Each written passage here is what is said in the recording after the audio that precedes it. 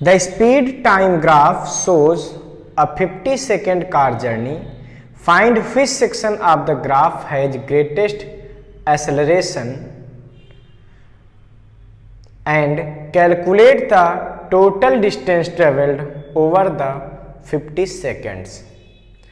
Okay, ये question है हमारे पास कि एक ये कार की जो है स्पीड टाइम का एक जो है ग्राफ दे दिया गया। कार की स्पीड और टाइम का ग्राफ है ये। हमसे कहा जा रहा बच्चों कि ये जो ABCD 4 सेक्शन बने हुए हैं, किस सेक्शन में एक्सेलरेशन ज्यादा है, ठीक है। और हमको ये भी बताना है कि इसमें 50 सेकेंड में टोटल डिस्टेंस कितनी ट्रेवल्ड करेगा। तो हम क्या करेंगे बच्चों, हमें एक्सेलरेशन बताना है तो हम क्या करेंगे, ए में एक्सेलरेशन निकाल देंगे, क्योंकि देखिए ये स्ट्रेट लाइन कर्व है स्पीड टाइम का। स्ट्रेट लाइन कर्व है तो हमको पता है acceleration equal to slope of the curve हो जाएगा। तो आसानी से आप यहाँ से स्लोप निकालेंगे, एक्सेलरेशन निकाल आएगा। तो हम ए का एक्सेलरेशन निकालेंगे, बी पार्ट का एक्सेलरेशन निकालेंगे, सी का एक्सेलरेशन निकालेंगे और डी का, और चेक करेंगे कहाँ पे एक्सेलरेशन मैक्सिमम है। तो देखिए एक्सेलरेशन ऑफ पार्ट ए, ठीक है। तो पार्ट ए का अगर मैं बेसिक बात करता हूं तो हमें ए वाले पार्ट का एक्सेलरेशन चाहिए, मतलब यहां से यहां तक का। तो एक्सेलरेशन कितना हो जाएगा सोचो। तो ये एक्सेलरेशन कैसे निकलेगा, स्लोप ऑफ द कर्व, और इसका स्लोप क्या हो रहा है, परपेंडिकुलर अपॉन बेस। परपेंडिकुलर कितना है देखिए PT, और बेस कितना है देखिए OT, ठीक है। तो acceleration of A is equal to PT का मतलब 15, और बेस ये कितना है देखिए सेकंड में कितना है 10, तो ये है 10, यानी कि आंसर आ गया 1.5 मीटर पर सेकंड स्क्वायर। ये तो ए पार्ट का एक्सेलरेशन है। अब बी पार्ट का एक्सेलरेशन बच्चों यहाँ पे क्या आएगा, जरा ध्यान दीजिए। तो acceleration of part B is equal to ये कितना आएगा, तो देखिए इसका स्लोप क्या है, कोई स्लोप ही नहीं है। यहाँ पे स्पीड क्या है, कांस्टेंट, और जब स्पीड कांस्टेंट हो गई, वेलोसिटी कांस्टेंट हो गई, इसका मतलब उस पार्ट का एक्सेलरेशन 0 हो गया। तो देखिए एक एक्सेलरेशन ये आया, एक एक्सेलरेशन बी पार्ट का ये आया। अब देखिए सी पार्ट का एक्सेलरेशन निकालेंगे। यहाँ पे लिखेंगे क्या, acceleration of part C.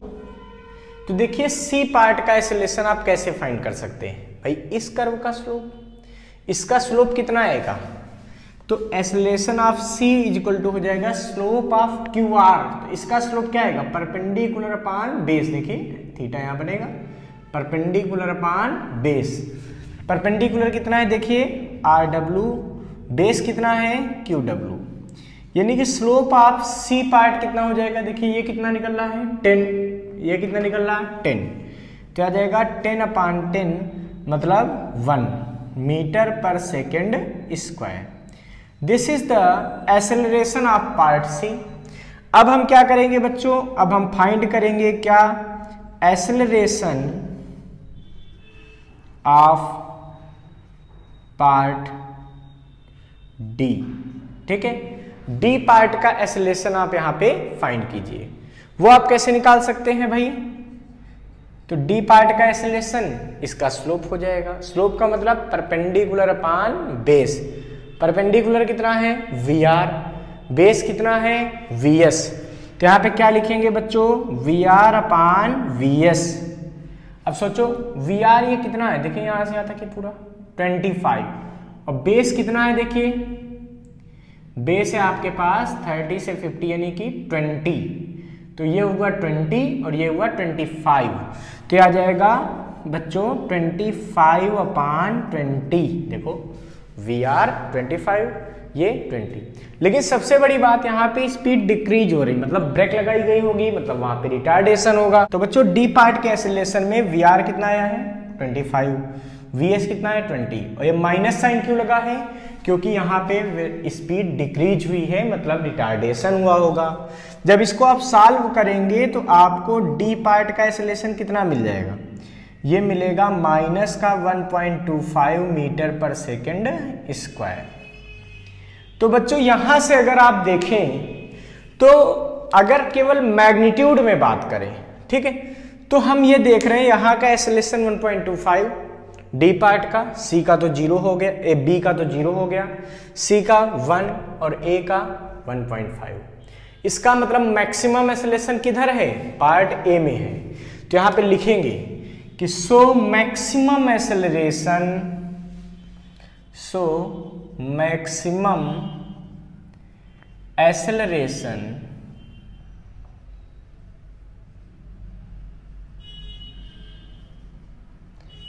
As in part A.